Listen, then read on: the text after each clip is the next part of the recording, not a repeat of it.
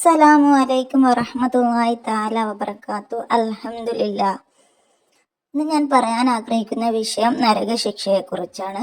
നമ്മളെല്ലാവരും ഈ ഒരു ദുനിയാവിൽ ഒരുപാട് അമലുകൾ എടുക്കുന്നുണ്ട് അള്ളാഹുവിന് വേണ്ടി. പക്ഷേ ചിലർ അള്ളാഹുവിന് ഭയപ്പെടാണ്ട് ജീവിക്കുന്നവരുമുണ്ട്. അള്ളാഹുവിനെ മറന്ന് ജീവിക്കരുത്. അള്ളാഹുവിനെ മറന്ന് ജീവിച്ചാൽ നമുക്ക് നരകശിക്ഷ ഉറപ്പാണ്. അള്ളാഹു നമുക്ക് ഒരുപാട് ഇബാദത്ത് ചെയ്യാനും ഒരുപാട് അവസരങ്ങൾ തന്നിട്ടുണ്ട്. ജീവിക്കുമ്പോൾ നമുക്ക് തൗബ ചെയ്യാനുള്ള അവസരങ്ങൾ തന്നിട്ടുണ്ട്. അപ്പോൾ എല്ലാവരും തൗബ ചെയ്യുക, തെറ്റിൽ നിന്നൊക്കെ മാറി നിന്നിട്ട് അള്ളാഹുവിന് മനസ്സറിഞ്ഞ് ഇബാദത്തുകൾ എടുക്കുക. നമ്മൾ നാളെ മരിച്ചു കഴിഞ്ഞാൽ നമ്മുടെ അവസ്ഥ എങ്ങനെയാണെന്ന് ചിന്തിച്ച് നോക്ക്. അപ്പോൾ നമുക്ക് പേടിച്ചിട്ട് ജീവിക്കാൻ തന്നെ ഒരു പേടിയായിരിക്കും. കാരണം അത്രക്ക് ഭയാനകമാണ്. മരിച്ചു കഴിഞ്ഞാൽ നമ്മളെ ഖബറിൽ വെക്കുന്ന ആ ഒരു രംഗം ഒന്ന് ഓർമ്മിച്ച് നോക്ക്. ഒരു ദിവസം 7 വട്ടമെങ്കിലും മരണത്തെക്കുറിച്ച് ഓർമ്മിക്കണം എന്നല്ലേ നമ്മളിൽ നിന്ന് മരിച്ചു പോയവർക്കൊക്കെ നമ്മൾ ദുആ ചെയ്യണം. നരകശിക്ഷ എന്ന് വെച്ചാൽ അള്ളാഹു പറയുന്നു, തീർച്ചയായും ജിന്നുകളിൽ നിന്നും മനുഷ്യരിൽ നിന്നും അനേകം പേരെ നരകത്തിൽ വേണ്ടി നാം സൃഷ്ടിച്ചിരിക്കുന്നു. അവർക്ക് ചില ഹൃദയങ്ങളുണ്ട്, അതുകൊണ്ട് സത്യത്തെ അവർ ഗ്രഹിക്കുന്നില്ല. അവർക്ക് ചില ദുഷ്ടികളുണ്ട്, അതുകൊണ്ട് അള്ളാഹുവിൻ്റെ ദൃഷ്ടാന്തങ്ങളെ അവർ കാണുന്നില്ല.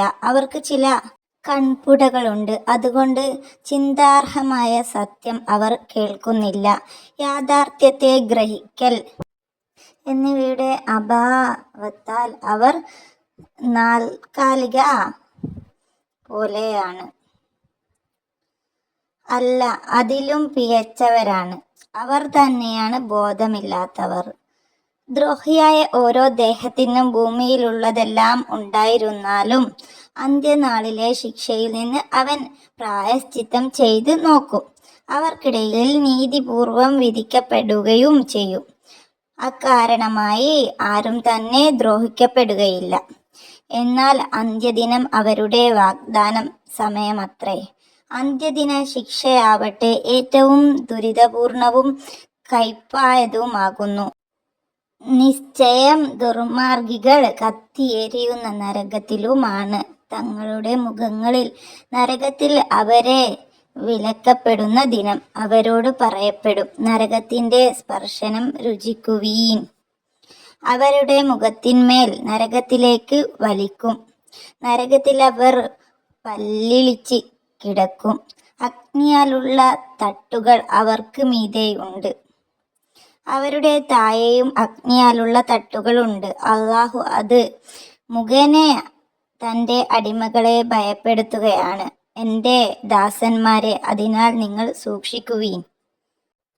നബിയെ, ആ ആവരണം ചെയ്യപ്പെടുന്ന സംഭവത്തിൻ്റെ വാർത്ത താങ്കൾക്ക് കിട്ടിയിരിക്കുന്നുവോ? അന്നത്തെ ദിവസം ചില മുഖങ്ങളെ ഭയപ്പെട്ട് വിനയം കാണിക്കുന്നതും അധ്വാനിക്കുന്നതും ഞെരുങ്ങുന്നതുമാണ്. കഠിന ചൂടുള്ള അഗ്നിയിൽ അവ പ്രവേശിക്കുന്നതാണ്.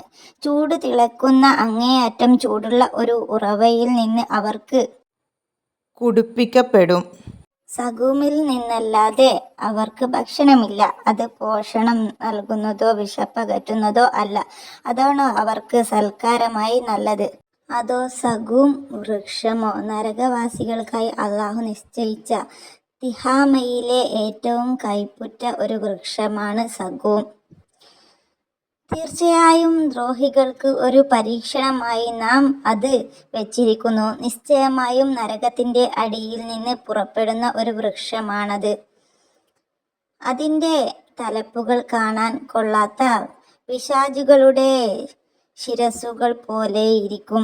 എന്നാൽ നിശ്ചയം അവർ വിശപ്പിൻ്റെ കാഠിന്യത്താൽ അതിൽ നിന്ന് ഭക്ഷിക്കും, പക്ഷേ അത് വയറ് നിറക്കുന്നതല്ല. തീർച്ചയായും സകൂം മഹാപാപികളുടെ ഭക്ഷണമാണ്.